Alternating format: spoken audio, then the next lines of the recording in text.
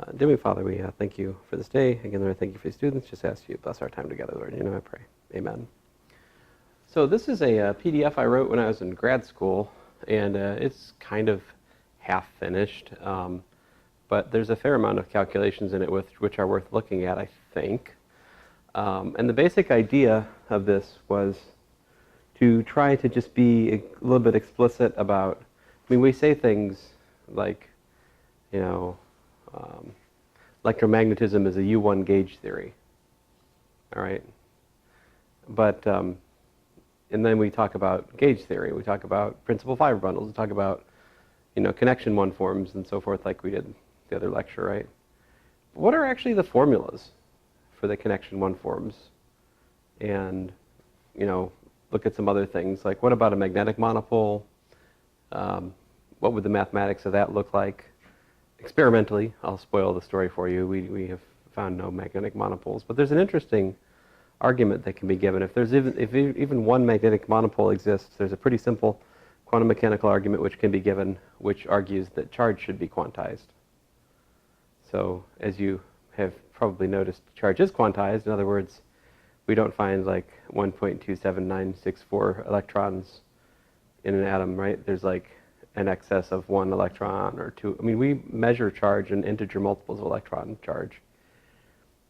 We have come to believe that there are things called quarks with fractional charges, but there's also essentially built into their basic fabric this notion that you can't isolate them and observe a third of a charge or a 2/3 of a charge, even though some of the constituent quarks building matter do have fractional charge, we think. Is it plus 1/3 and minus 2/3? Yeah, plus a third, minus 2/3, plus 2/3, minus 2/3, all of the above. Yeah, all possible.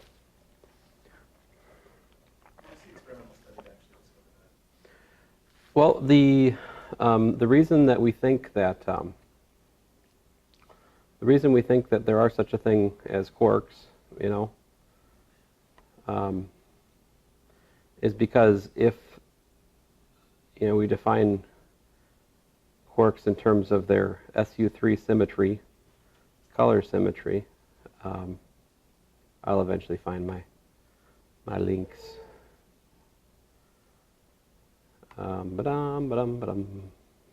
The Richard clause. Where is Richard? Let's see here.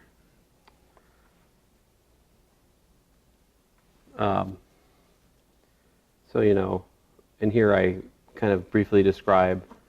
So one summer I worked through this book called Quantum Mechanics and Symmetry by Greiner. And in this book he describes wave functions and the Hamiltonian and how they interact and what's the symmetry of the Hamiltonian, and, you know, what are representations of groups in physics and all that. And so there's a lot of really neat theorems, but anyway, basically you introduce this thing called isospin. So isospin, protons got isospin, I think 1, and no, excuse me, look at this equation right here. So the proton has, T3 is the isospin operator. So the proton has isospin 1/2, the neutron has isospin minus 1/2. These form a isospin doublet, meaning they're two things. And anyway, so there's this thing called isospin that's based on the fact that neutrons and protons are very, very similar. They have the same, almost the same mass, which speaks to an underlying symmetry between them. The further the mass is, the more approximate the symmetry.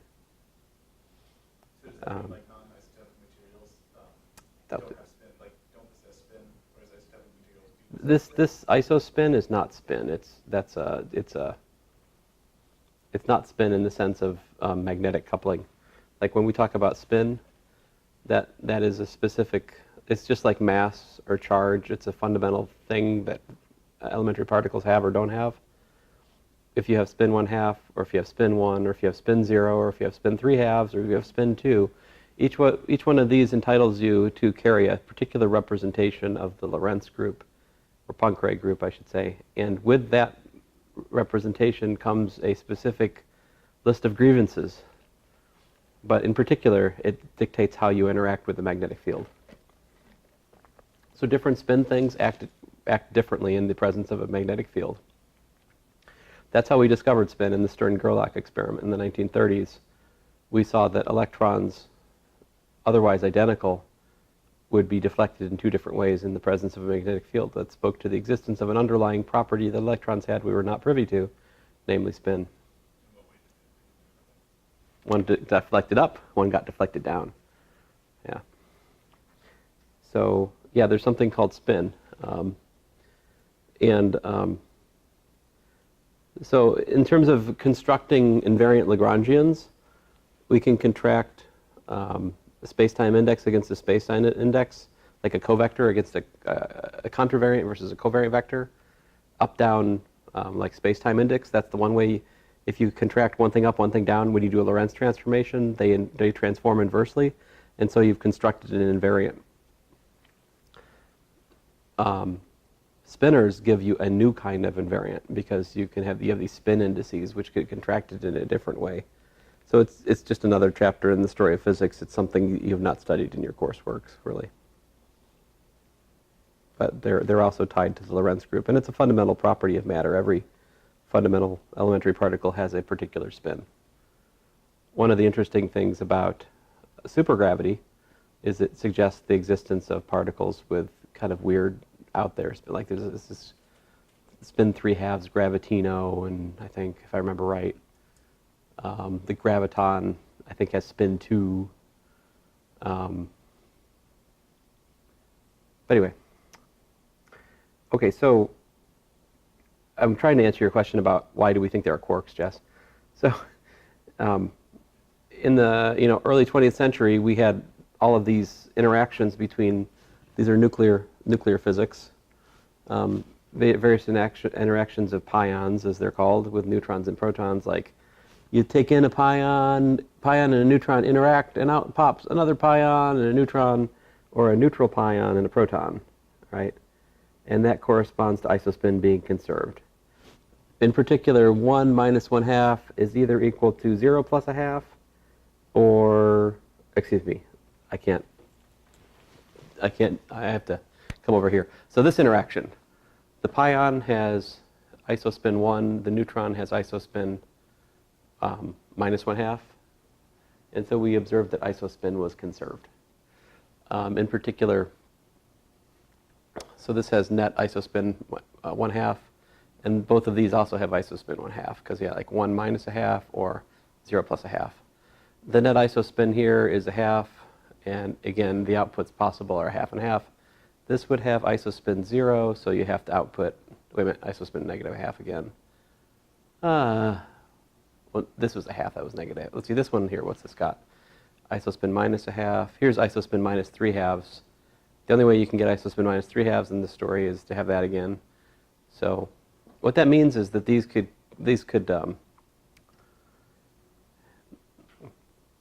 well, anyway, these are just symbols to indicate some sort of nuclear reaction. They could smash into each other, and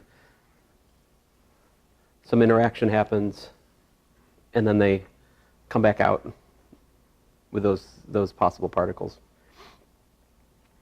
So you can have a nuclear reaction where you start with a pi plus and a neutron, and you end with a pi naught and a proton. So that kind of underlies the idea that they're made of the same stuff, and that they're not really elementary, right? If you can, Pions are elementary. and the neutron and proton, because you can start with a neutron and end with a, yeah. And your other hint, of course, is that if you just leave a neutron out in free space, a free neutron, its half-life is 11 minutes. Neutrons decay into protons if left on their lonesome. So neutrons outside of nuclei are not stable. But they have a stupidly long half-life.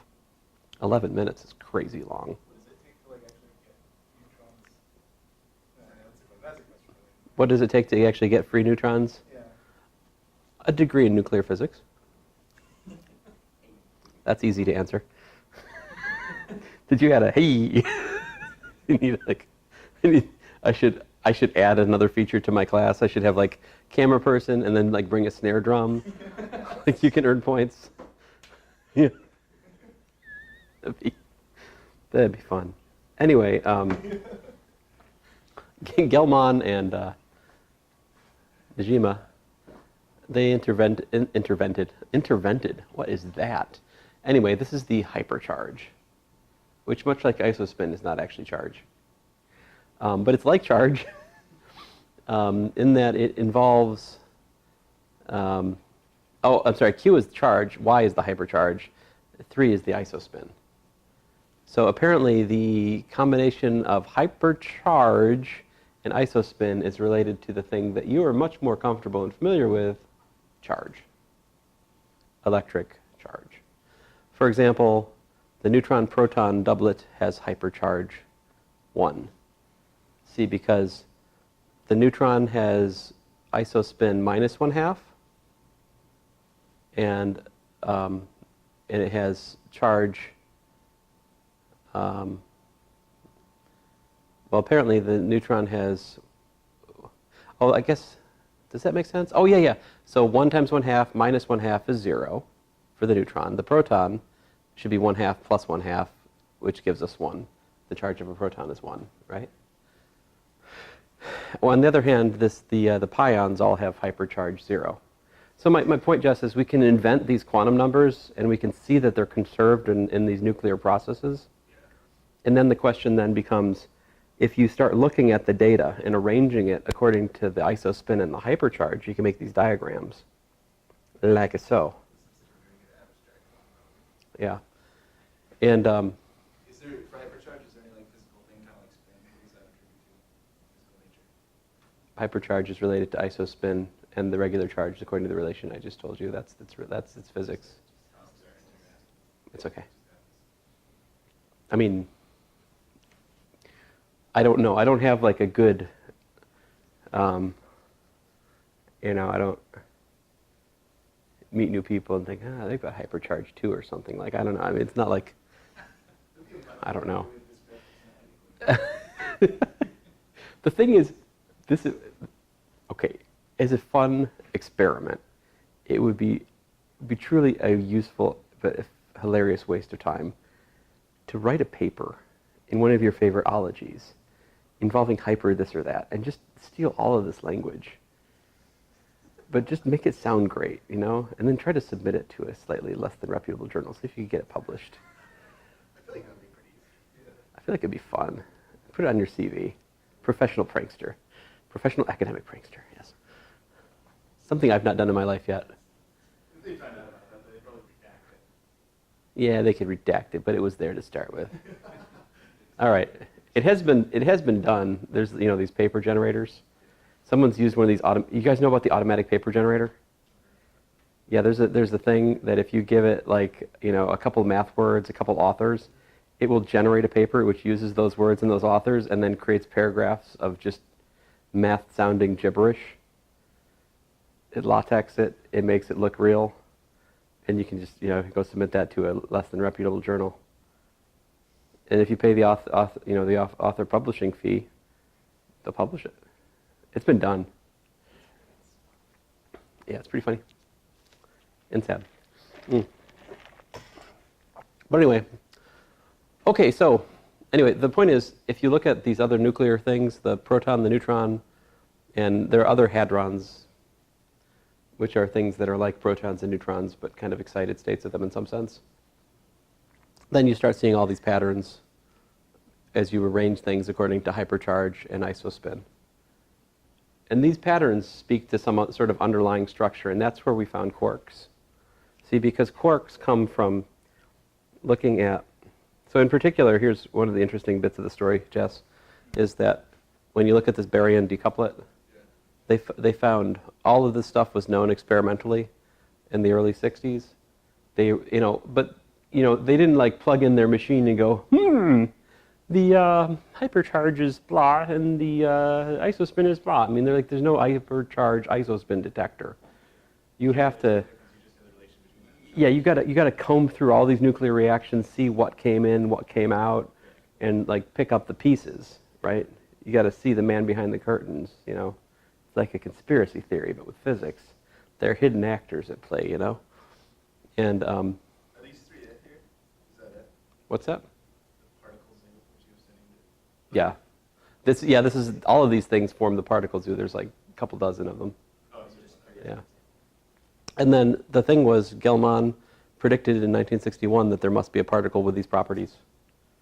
It's called the omega minus. It was discovered 3 years later. That's got to feel, I mean, as a physicist, that's got to feel amazing to, like, you know. But then there's this like giant question. Why are there these patterns? I mean, great, you've arranged the patterns, but why are there patterns? And that's where quarks come in. See, because if you study SU3 and the representations of that, it allows a spherical basis, and with respect to that spherical basis, you have these generators, and you can look at two parameters to describe the representation states. We'll call them T3 and Y for some reason. And so basically they're hypercharged isospin states, and they satisfy these rules. And basically, if you look at the fundamental generators, if you take a point, you can generate like this way or that way or this way or that way or this way or that way. These are all generated by a single point. And so starting with any point, you'll build this lattice of possible things from those generators. And anyway, the multiplets basically are built from these fundamental representations. The fundamental representations are identified with quarks. So there's like one fundamental representation which has the up, the down, and the strange quark. There's another fundamental representation that looks like this. It's got the I think it's the anti-up quark, the anti-down quark, the anti-strange quark. Anti-anythings have negative quantum numbers. So like an anti-electron has positive charge. Yeah. And so there it is, the charge, the baryon number, the strangeness, that's new stuff. The isospin, the hypercharge, and then math says that if you have a composite state that's built from putting together two different quantum mechanical things to form the wave function of the composite, you take the tensor product of the wave functions of the constituents. And when you take tensor products of these fundamental representations of the quark states, it basically amounts to this kind of vector addition. And so you can take this and this and you build that, but that's exactly the shape we saw for the particle zoo thing before. And so we believe, even though we've never observed an up, a down, or a strange quark on their lonesome, that because this is so convincing, this structure, that it suggests that there is something fundamental called an up, a down, a strange quark, because you can build composite particles to build the kaons and the pions and everything, and more. It's more than that. It's not just this one thing. It's all of the patterns in the particle zoo are explained by this. Also the, let's see here, if you take three things together, you can build a baryon. Like if you take the tensor product of three quarks, you build the three quarks, tensor three quark representations together. Geometrically it looks like this, and you end up with, you know, this decuplet direct product with the, right in here is what we know and love from nuclear physics, the neutron and the proton. And then all these excited states, which for various reasons of nuclear phenomenology you're less familiar with, because they all are unstable and decay into protons in a short time. But anyway, so that's the answer to your question, Jess, is that's why we believe in quarks, because if we take the tensor product of SU3 representations, we can build the particle zoo pattern that we've seen. As far as I know, that's one convincing reason. I would wager nuclear physics has other convincing reasons that they found in the last 10 years. I would hope. As far as I understand, like one of the fundamental principles of nuclear physics, though, is that you cannot observe a quark on its lonesome. Like that is a fundamental feature of everything they build. They believe in it very, very deeply. That's the, what is that stupid thing called? Maybe the confinement, quark confinement. There are other things, though. The force-carrying particles of the strong force are called gluons. So like to carry the electromagnetic force, the force-carrying particles are photons. You know about those. We believe that the electric and the weak force are part of one composite force called the electroweak force, and then the symmetry is broken. And in the symmetry breaking, we pick off a piece of U1, which is electromagnetism, but there's also this SU2, which is the weak part. The weak part is mediated by the W plus minus and Z bosons. These are massive particles. And the more massive the force-carrying particle, the shorter range the force. So photon has 0 mass, and so its range is infinite. The weak force, on the other hand, has massive particles, so its range is much shorter. And so, but allegedly, the electric and the weak force are part of a composite SU2 symmetry that was then broke through this symmetry breaking process. In the process of that symmetry breaking, the Higgs particle gave mass to certain things, but not to others, and somehow the photon emerged massless through this process. It sounds like a very elaborate board game, but this is what physicists believe, or the best they can do at the moment, at least, depending on your philosophy. And okay, so, but the strong force is SU3. There's SU3 flavor, there's SU3 color. It depends on kind of like whether you're looking at, I forget what, the question of like what level of things you're looking at. But anyway, one of these or the other, the dynamical one, the one that's quantum chromodynamics, the dynamical strong force is mediated by what are called gluons. They're also massive, they're very short range, and they have the weird property of forming what are called glue balls. Why does it sound like the more technically hidden particle physics, the less technical it seems? It does sound more and more hokey the more you go on, and anywhere outside Virginia, that's definitely an insult. So, right? Only in Virginia, you're like, oh, hokey, well, that's great. We're all, yay, hokies. Stupid hokies. No, not really. Okay, good. Anyway, these glue balls, I'm not sure if we've actually observed glue balls or not, and there's also something called the quark-gluon plasma, which I think we've observed, but that has very particular and weird properties. If you study nuclear physics, you go from understanding that there are something like you've heard about 4 states of matter: solid, gas, liquid, plasma. Well, there's something like 17. Yes, but the other ones that you don't know about, they're all in terms of various disassociations of nuclear phenomena. Does that all occur at extremely high temperatures? Yes, extremely high temperatures and pressures as various different, bindings become unbound. Isn't there something also really, really close to 0 Kelvin? Maybe a really cold temperature. Bose-Einstein condensate. Oh yeah, the Bose-Einstein condensate. That's another thing. That would probably also be another state of matter. That's in there. Anyway, so there's a lot of weird stuff in modern physics, is all my point is. Okay, let me get back to the math. Well, that was a very distracting question, Jess. Thank you. I tried. I'm sorry if you've already heard that from me in a different course. Maybe you haven't. I've had physics 1 with you. That was my 3rd time. Your 3rd time? Yeah, I will come back to this. I think you briefly mentioned the symmetry thing one time in abstract. You never. Abstract. Oh yeah, I did it at the start to motivate why groups are interesting. That's right. Yeah. Which is, I'm sure it was really motivating for the elementary ed students in there. Or no, I'm just kidding. There are no LEd people in abstract. That's silly. But all right, so let me just run through it here. I have some actually pretty neat formulas to share with you. I found them to be very fascinating when I derived them as a graduate student anyway. Maybe you'll think the same. So first of all, just to set the stage, these are Maxwell's equations, right? Charge density, current density, Gauss's equation, the no magnetic monopoles equation, Faraday's law, Ampere's law with Maxwell's correction. There it is. All right. And one of the things, as a physics major, one of the first things you'll learn as you go on is that you can write the magnetic field as the curl of a vector potential. And also, the electric field is the gradient of the voltage, but what you might not know is it's minus the time derivative of the vector potential. So this becomes important when you're studying magnetostatics, because it's very possible to have a non-conservative electric field that comes from a time rate of change of magnetic flux through a loop, right? mean, Faraday's law says that voltage is induced around a loop.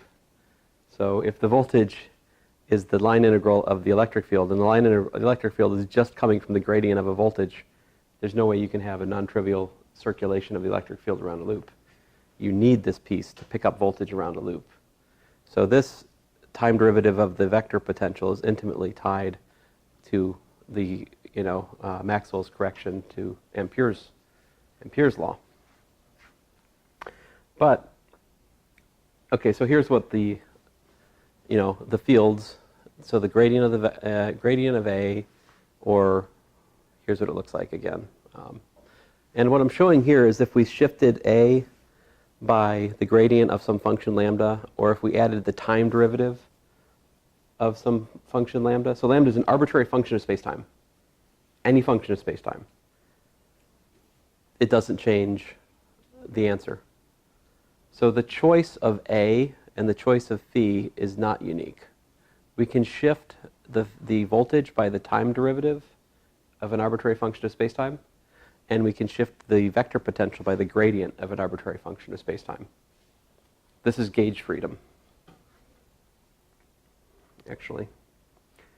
So then I got to talk about special relativity. You already know about it. Yay. Okay. Sorry. Anyway, so we're working in this convention. So time, space, space, space, space. So, I mean, there's two conventions popular. Here's the yield invariant interval. ds squared is eta mu nu dx mu dx nu with bars. And then if I do Lorentz transformation to the unbarred, these are constant in space-time, so I can pull them out of the derivatives. But then, what do I got? Oh, that this contracts to the identity. That is actually the condition that Lorentz transformation has to meet. So Lorentz transformation is one that leaves the invariant interval invariant. So basically that means that this expression is just Kronecker delta. And so what this shows you is that this ds bar squared is equal to ds squared, which is to say that ds squared is something you can write invariantly. It's what I was saying earlier. If we take a contraction of lower indices and upper indices in this, system of notation, that constructs something that's invariant under Lorentz transformations. But here's the more general story. This is contravariance, covariance. If we had two indices, we've got, that kind of variance. If we have two lower ones, we have two covariant indices, two contravariant indices. Contravariant means it transforms like the coordinates. Covariant means it transforms like, well, inversely to that. Really like a derivative. So there's your coordinate change rules. Yay. So what we do is we group the current and the charge density into a single 4-vector. In my conventions, with the index up, it looks like that. With the index down, it gets a minus because the minuses were on the spatial part of the metric. So that means we change spatial components going up, down in my system of conventions. In this PDF. Okay, so then I just define the field strength to be antisymmetric tensor, which contains the electric and magnetic fields, as follows. So so we put E's in there. We put B's with those signs like that. It's really better to look at it as a matrix. So there's your Faraday tensor.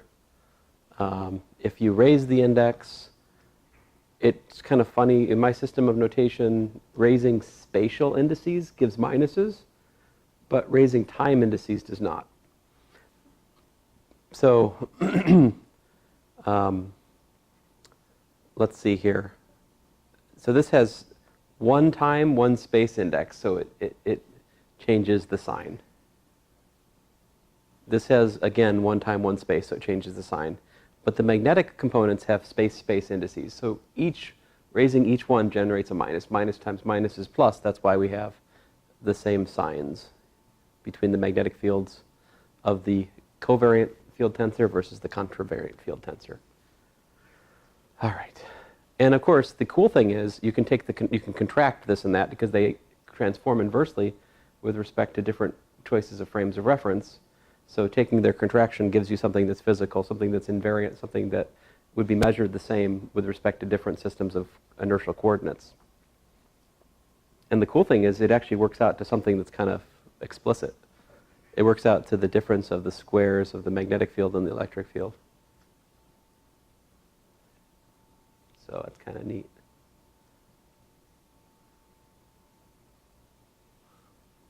So anyway, there you go. That's the actual what that works out to is this. This is some kind of invariant. If I had a frame of reference where I measured the magnetic field was 0 and the electric field was 1, all right, in terms of magnitude. If I went to another field of reference and my magnetic field was measured to have magnitude 2, that would force the electric field to have magnitude what? So I said 0 and 1, so this works out to -1. Ignore the 2 for a second. So if this in parentheses works out to -1, if I say that this is 1 somewhere else, did I say 1? What did I say? I've already forgotten. 2. That would make this 4. I need this to be 5, right? Square root of 5. So the electric field would have the magnitude square root of 5.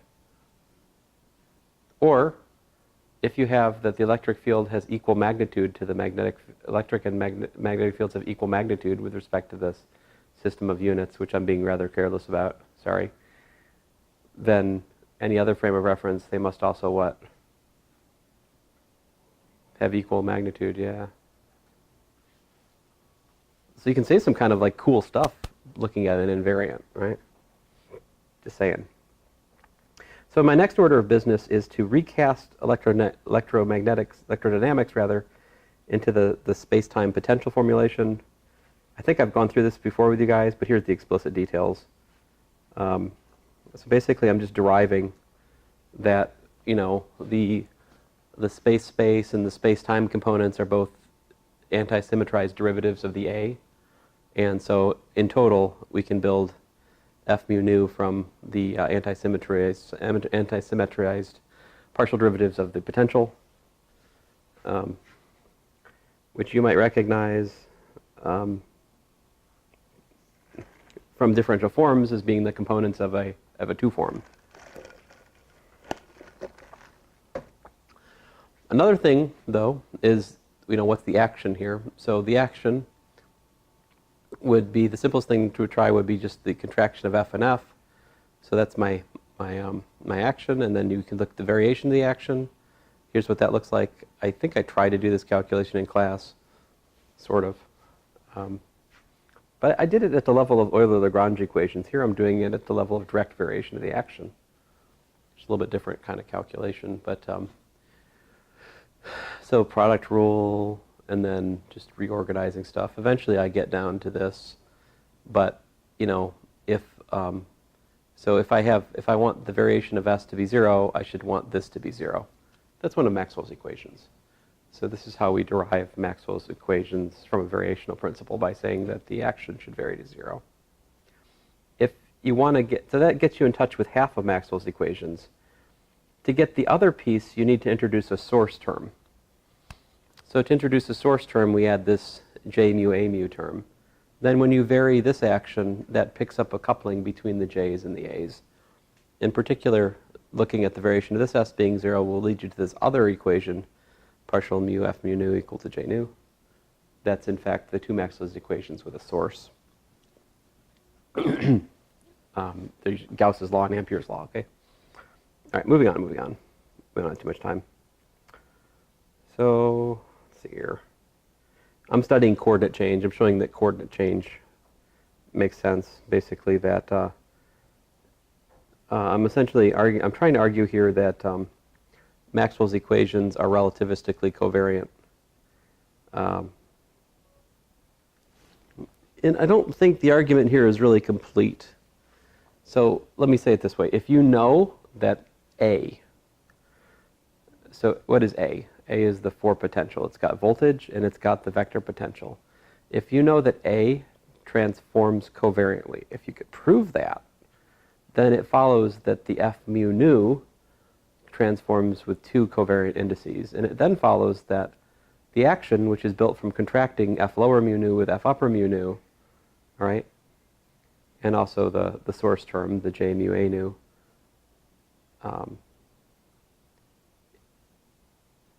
it then follows that those equations are relativistically covariant. In other words, if the equations are true in one frame of reference, they're true in other frames of reference in the same way.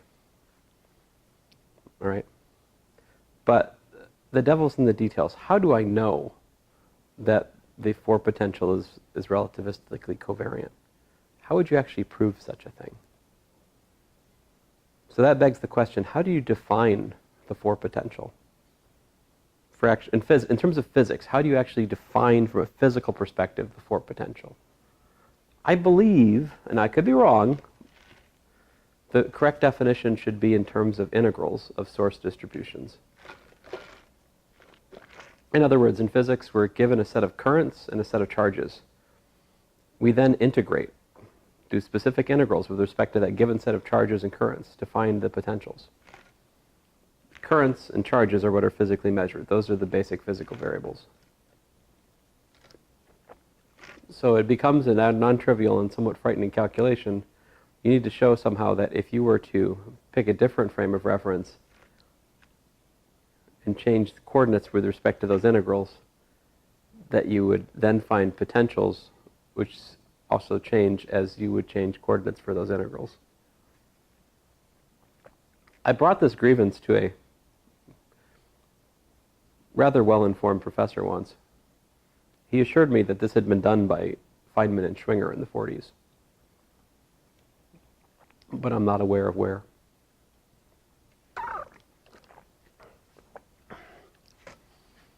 So if you're a physics major, you know what I'm talking about. We write down formulas for integrating the charge and integrating current densities to find the A in the row.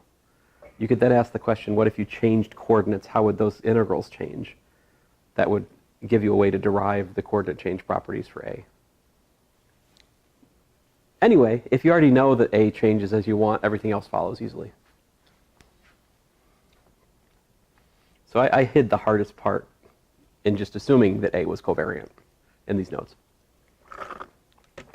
All right, anyway, moving on. So you can build the field tensor as we talked about, and then Maxwell's equations become, as you guys remember, df equal to 0. There's something called a Bianchi identity, which is kind of neat. Man, I spent a long time calculating this when I was in your shoes. This is one of those exercises you'll find in Misner, Thornton, and Wheeler. I spent hours and hours and hours trying to convince myself I had legitimate proofs of this. But anyway, here's a legitimate proof that you just do that. And then when you add these,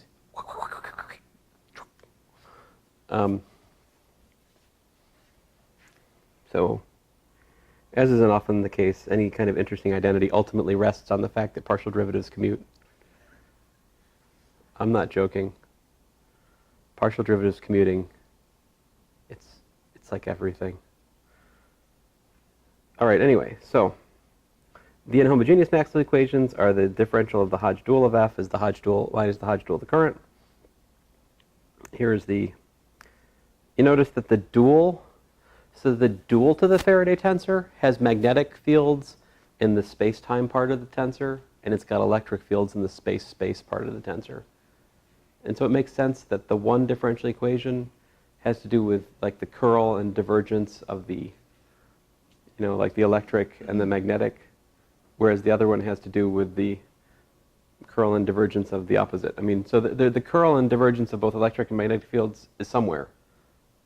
But, it depends on whether you're looking at star F or F, which one is. So this one, the exterior derivative of star F, you can see, looking at this, it's got like a curl of the electric field. It's got a time derivative of the magnetic field. Over here, you're looking at the divergence of E.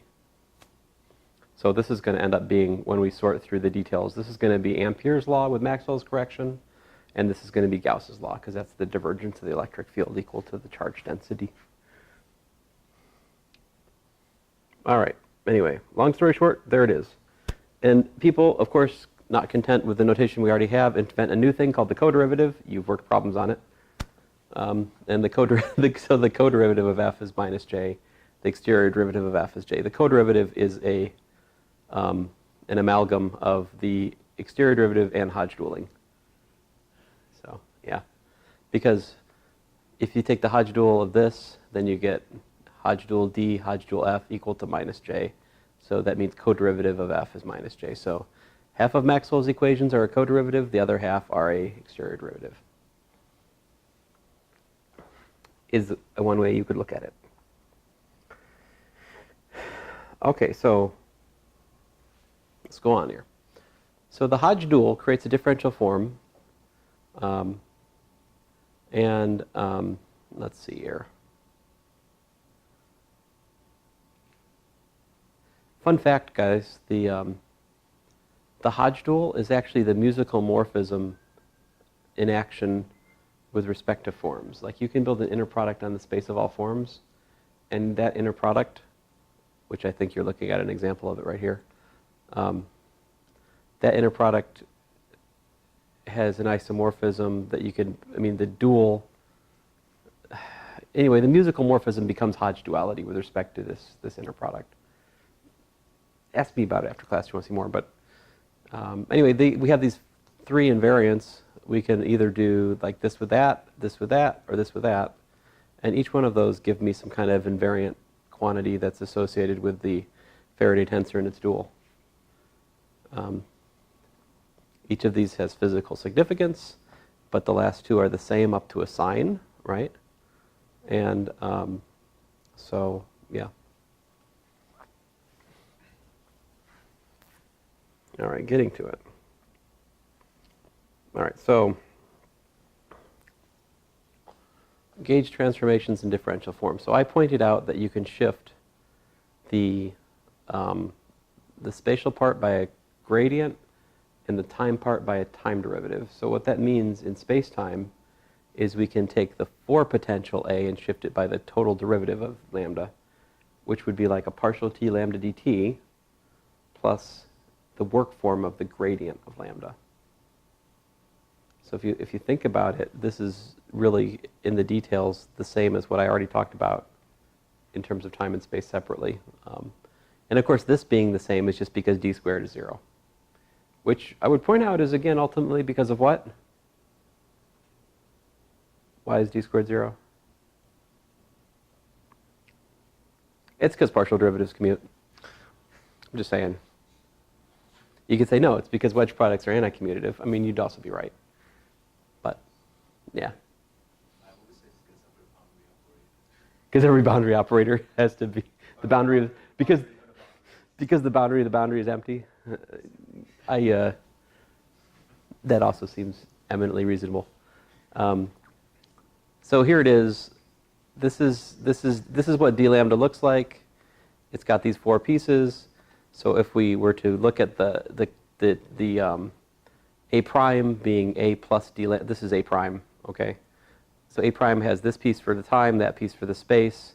You can recognize that that's what we showed before, that these shifts don't change the fields. Right? So, I mean, do you measure potentials? Yes, you do. You measure voltage in the lab all the time. But you don't really do that. I mean, that's something we have grown accustomed to measuring, but really what we measure are electric fields and magnetic fields. See, because the voltage is adjustable, right? I mean, you can set the voltage to be 0 wherever you want. So it's not something we absolutely measure, right? Just like, in some sense, you don't measure distance. You measure differences in distance, if you want to pick. Exactly. So that is a seemingly innocuous but actually deep point. Anyway, so here, if we were to transform the action, and so here, this is, what is this? This is f wedge star f, and then here's the source term. When you take the, when you replace your one form potential with the gauge transformed one potential, this happens, and what you're left with is the action at A plus this other piece. Right? You end up with lambda wedge d star j. But the thing is that we assume that the integration region has j equals to 0, so we can throw away the boundary term above. All right. So you assume you're working on some region with no current flowing out of the edge of it, in which case that integrates to 0. So gauge invariance gives that the above holds for arbitrary lambda, and consequently, oh, oops, let's see here. Gauge invariance gives. Trying to eat my cake and eat it too. J equals 0. J. Oh. Sorry, there's two things going on. I can't follow my own calculation. There is this piece, right? When you integrate this over that, this just ends up with lambda wedge star j evaluated at the boundary. Or integrated over the surface of the boundary. So if the current is 0 on the boundary, that piece drops. But this is still left. And the point is, since we have gauge invariance, well, let me put it this way. We've proved gauge invariance, right? We proved that the electromagnetic fields are not changed by gauge transformation. This is a gauge transformation. This is supposed to be, this shouldn't change the physics. The action should be the same before and after. So this must be 0. Anyway, if you can put your thinking cap on right, this gives us a derivation that charge is conserved. Gauge invariance implies that charge is conserved. This is an example of Noether's theorem. The same Noether we were talking about this morning. She also proved a rather general theorem that to each symmetry there corresponds a conservation law. Yeah, same as Noetherian primes. Emmy Noether. And that theorem that she proved is stupidly general, and it has been rediscovered by person after person after person since.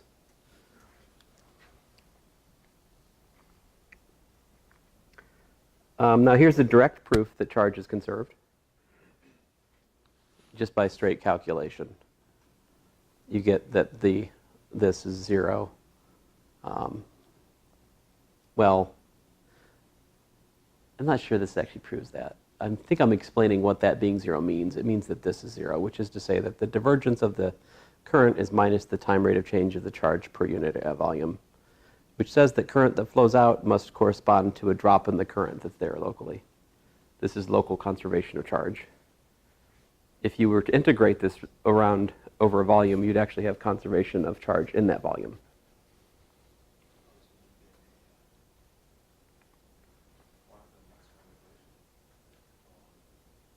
No, that's not a Maxwell equation. That's a consequence of Maxwell's equations, conservation of charge. I think we can derive that the, yeah. So one of Maxwell's equations was what? D star f equal to minus, well, star d star f equal to minus j, right? Or we could leave the star here, whatever, okay? Take d of this.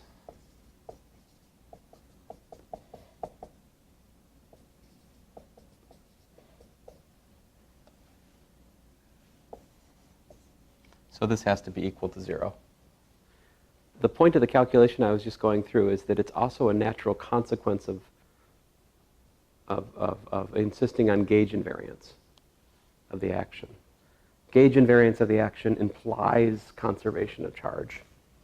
Was the point of that calculation. Of course, we can also derive conservation of charge, local conservation of charge by that calculation, just the same. Okay, so finally, what I advertised at the start of this talk, magnetic monopoles. These are interesting. It goes back to Dirac. He was working the physical ramifications of magnetic charge. And at the same time, a mathematician, Heinz Hopf, was working out what we call Hopf bundles. And other people probably pronounce correctly. But anyway, we examined how these two studies merge, and this was found explicitly by Wu and Yang in the mid-70s, actually. So when Dirac studied magnetic monopoles, he'd invent these things called Dirac strings. Maybe he didn't call them Dirac strings, but he invented these strings. So it's weird. So the potential for a magnetic monopole, it can't be defined on like all of space. There's always this like string where it can't be defined. Just out to infinity. And it's not physical, it's just an artifact of the mathematics. And so when they're doing these calculations with these magnetic monopoles, they have these Dirac strings that they have to, no relation to string theory, by the way, they're just called Dirac strings. It's like, what's that? what is that? Well, that's what I'm going to try to explain here a little bit about. Now, as we discussed in the last lecture, we can talk about the fiber bundleation of E&M, actually. So we identify the G-valued one-form A with the pullback of a connection on a principal fiber bundle, which has Lie group G and associated Lie algebra little g, often little frac g. Let's see here. Since the components of the field strength and potential are real valued functions of spacetime, it's fairly obvious that our gauge group's Lie algebra is R. Thus, we are led to make G equal to U1. But another motivation comes later on. We consider scalar matter fields.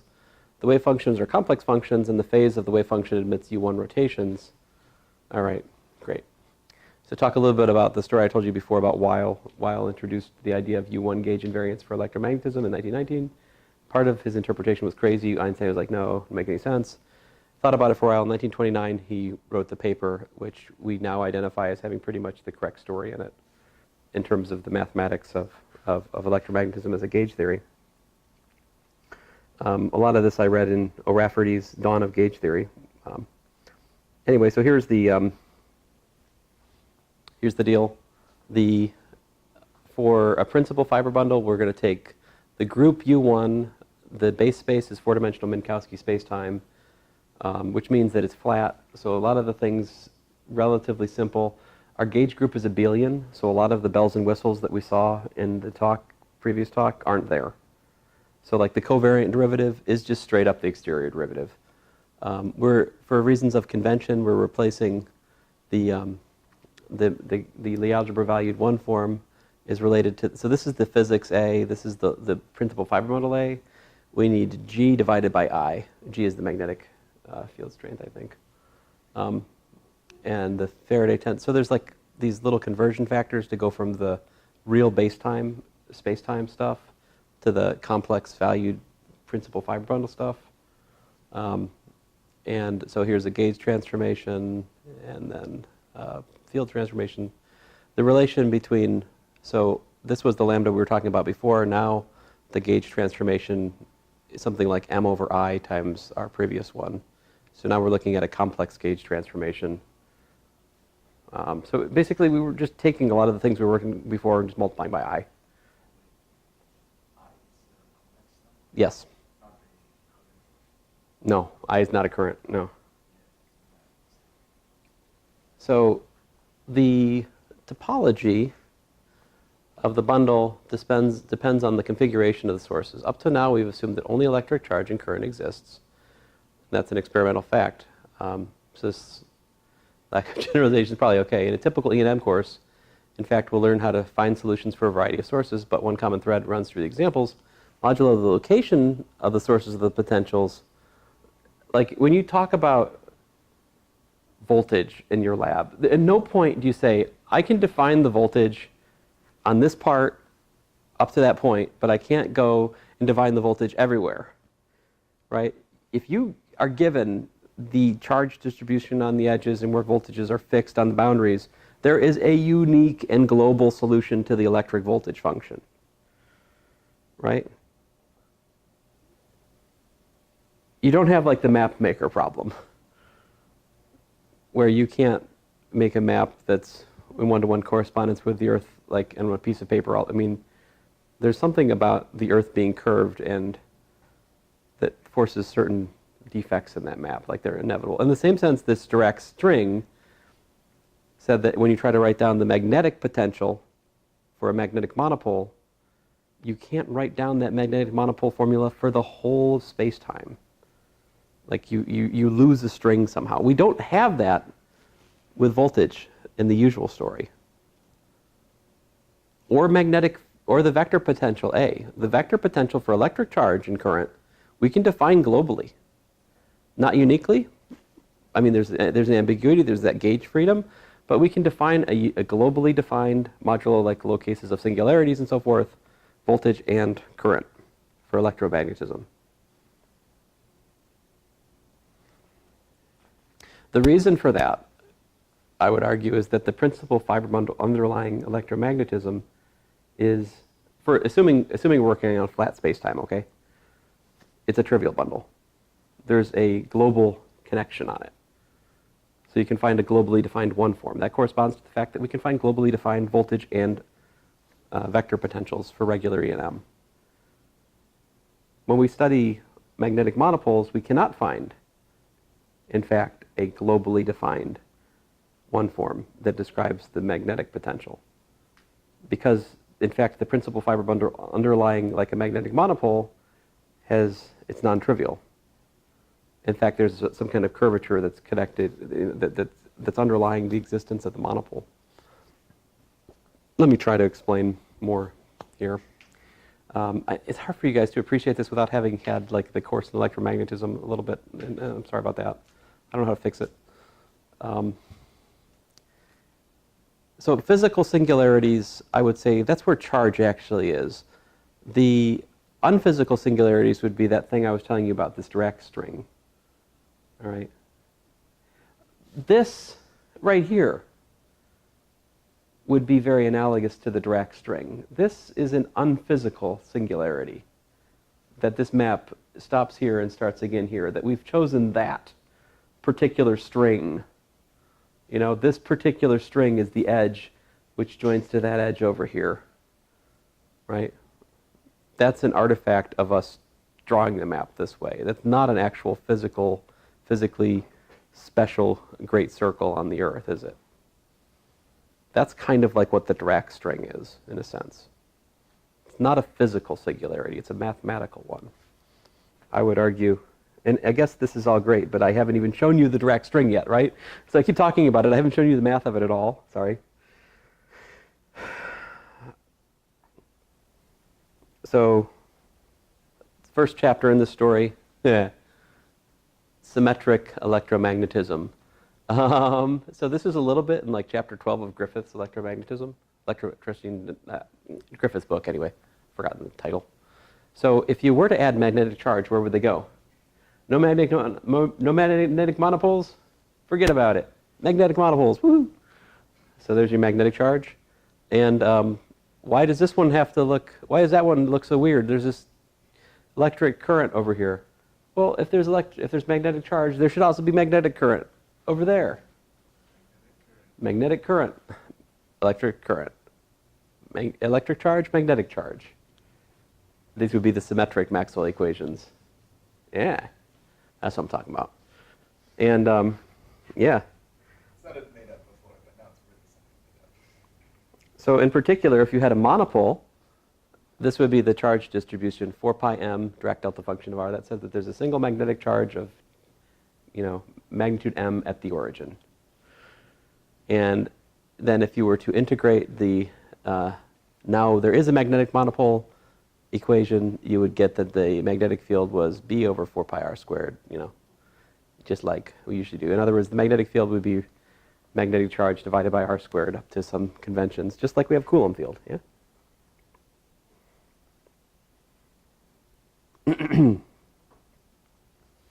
So here's the